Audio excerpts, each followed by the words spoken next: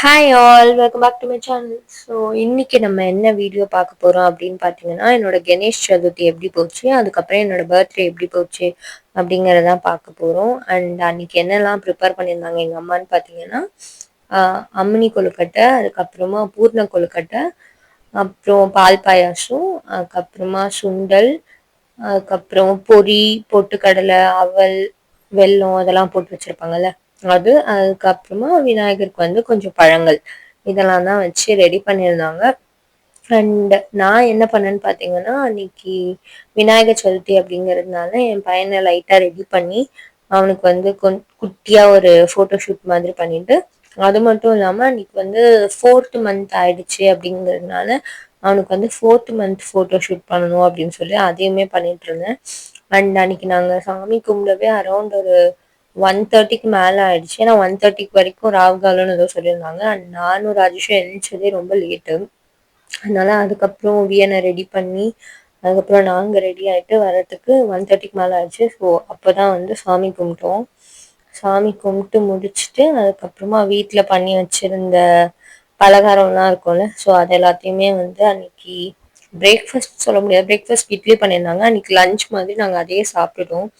சாப்பிட்டுட்டு அதுக்கப்புறமா என் பையன் பார்த்தீங்கன்னா அன்னைக்கு இப்படிதான் வந்து ரெடி பண்ணியிருந்தேன். பட்டெல்லாம் போட்டு காதில் பூலாம் வச்சு செம்ம க்யூட்டாக இருக்கான்னு. ஆனால் அவனுக்கு சுத்தமாக முடியல. அவனுக்கு செம்ம ஃபீவர், செம்ம கோல்டு இருந்துச்சு. But I don't want to miss all this photo ஷூட்ஸ்லாம் மிஸ் பண்ணிட வேண்டாம் அப்படின்னு சொல்லி அந்த டே தாண்டியும் எடுக்கலாம். நிறைய பேர் சொல்லுவாங்க அந்த டே தாண்டி நீங்கள் எடுக்கலாம்லன்னு. பட் அந்த டேட்ல எடுக்கிறது ஒரு ஸ்பெஷலாக இருக்கும்ல.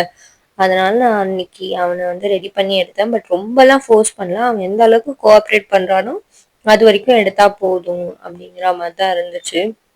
அண்ட் ஃபோட்டோஸ்லாம் எடுத்துட்டு நாங்கள் இதே கெட்டப்லேயே வந்து அப்படியே என்னோட இன்லா வீட்டுக்கு போயிட்டோம். ஏன்னா நாங்கள் அங்கேயும் போய் சாமி கும்பிடணும்ல. ஸோ அங்கே வந்து எங்கள் அத்தை வந்து சக்கரை பொங்கல், அதுக்கப்புறமா சுண்டல்லாம் ரெடி பண்ணி வச்சிருந்தாங்க. ஸோ நாங்கள் இங்கே வந்து ஒரு செட் ஆஃப் ப்ரேயரை முடிச்சுட்டு அங்கே வந்து ப்ரேயர் பண்ணுறதுக்கு போயிட்டோம்.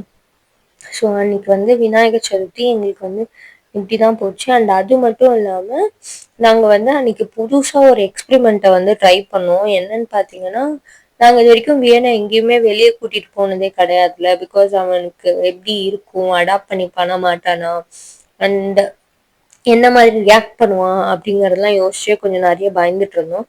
ஸோ அதனால அன்னைக்கு வந்து அந்த பயத்தை போக்கலாம் அப்படின்னு சொல்லிட்டு அன்னைக்கு ராஜேஷோட ஃப்ரெண்டுக்கு ரிசப்ஷன் இருந்துச்சு.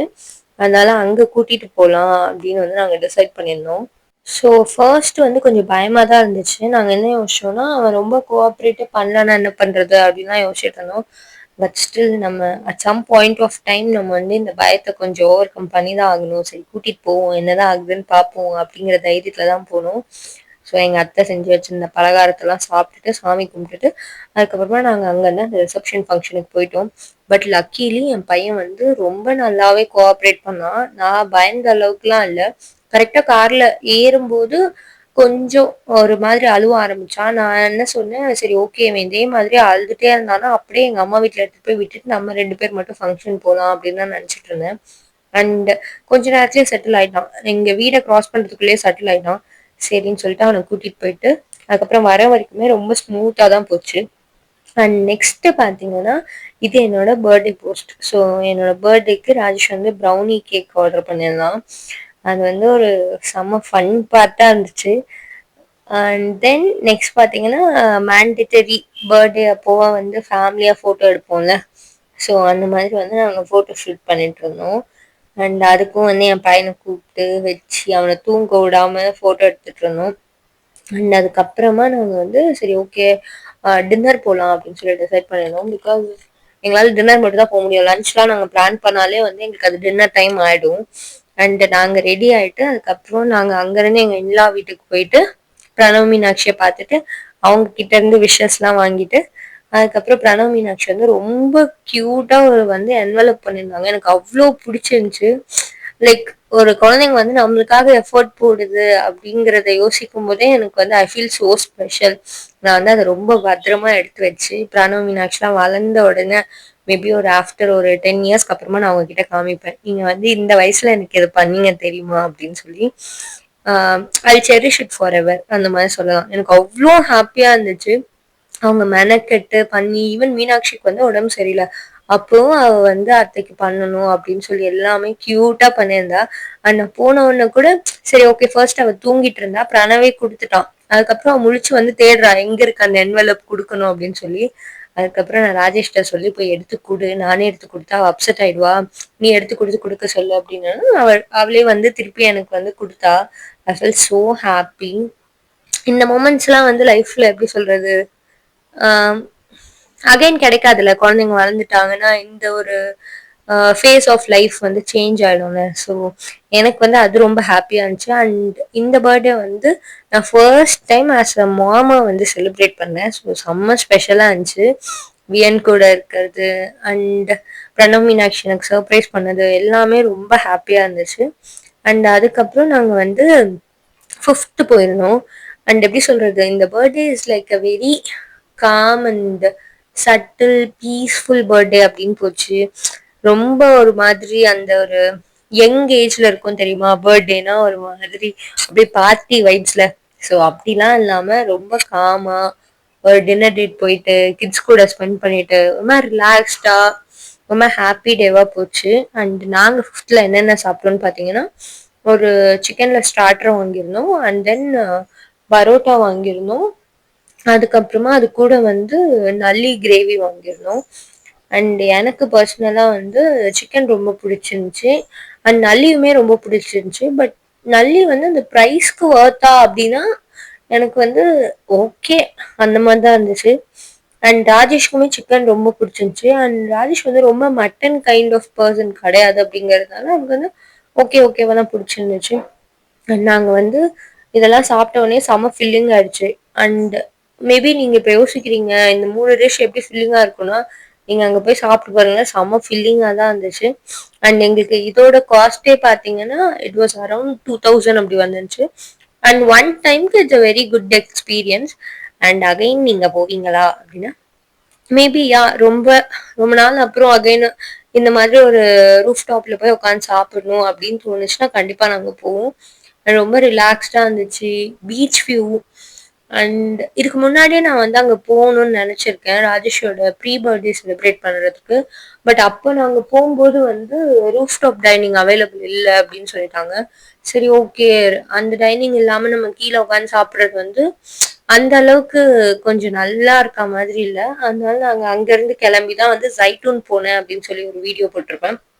அண்ட் இந்த டைம் வந்து சரி போலாம் அப்படின்னு சொல்லி டிசைட் பண்ணி நாங்க வந்து கரெக்டான டைம்க்கு போனதுனால எங்களுக்கு வந்து டைனிங் கிடைச்சிச்சு. அண்ட் நாங்க வந்து இப்படிதான் வந்து உட்காந்து ரிலாக்ஸ் பண்ணி சில் பண்ணி அப்படியே பேசிட்டே வந்து சாப்பிட்டுட்டு இருந்தோம். அண்ட் நான் வந்து ராஜேஷ் கிட்ட ரொம்ப எக்ஸ்பெக்ட் பண்ண கிஃப்ட் பாத்தீங்கன்னா, அவன் எப்பயுமே வந்து என்னோட பர்த்டேனா எனக்கு வந்து ஒரு ஹேண்ட் ரிட்டன் நோட்ஸ் சொல்ல முடியாது, லைக் மெசேஜ்ல டைப் பண்ணி அனுப்புவாங்கல்ல ஒரு லாங்கான ஒரு நோட்ஸ் மாதிரி. ஸோ அந்த நோட்ஸ் வந்து எனக்கு செம்ம ஹாப்பியா இருக்கும். எனக்கு எப்போ அவன் மேல அவ்வளோ கோவம் வந்தாலும் அதை எடுத்து படிச்சேன்னா ஐல் பி லைக் ரிலாக்ஸ் அந்த மாதிரி இருக்கும். அண்ட் நான் வந்து கேட்டேன் எங்கன்னு கேட்டேன்னா, நீதான் என் முன்னாடியே இருக்கிய, நானே உன்கிட்ட சொல்றேன்னு சொல்லிட்டே இருந்தான். கடைசி வரைக்கும் அவன் வந்து அதை எனக்கு டைப் பண்ணி அனுப்பல. நான் வந்து நீ டைப் பண்ணி அனுப்புன்னு சொல்லிட்டு இருந்தேன். சரி அனுப்புறேன் அப்படின்ட்டு இருந்தான்.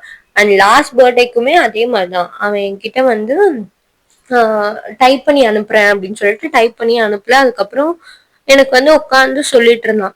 எனக்கு ஏன் வந்து டைப் பண்ணி அனுப்புறது ரொம்ப பிடிக்கும்னா, நான் அதை வந்து எப்ப வேணா எடுத்து படிச்சுக்கலாம்ல. அதனால ஏன் வந்து அதே கான்டென்ட் தான் அவங்க சொல்ல போறாங்க அப்படின்னு நீங்க சொன்னாலுமே அந்த சொல்றதை திருப்பி திருப்பி வந்து நம்ம கூப்பிட்டு சொல்லு அப்படின்னு சொன்னாலும் அது சேம் கான்டென்ட்டா இருக்காது.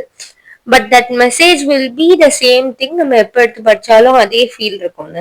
ஸோ அதனால அண்ட் இங்க இருந்து நாங்க கிளம்பிட்டு அண்ட் ஃபிஃப்த்ல வந்து எனக்கு டெசர்ட் ஐட்டம் வந்து அந்த அளவுக்கு எனக்கு வந்து செட் ஆகுற மாதிரி இல்ல.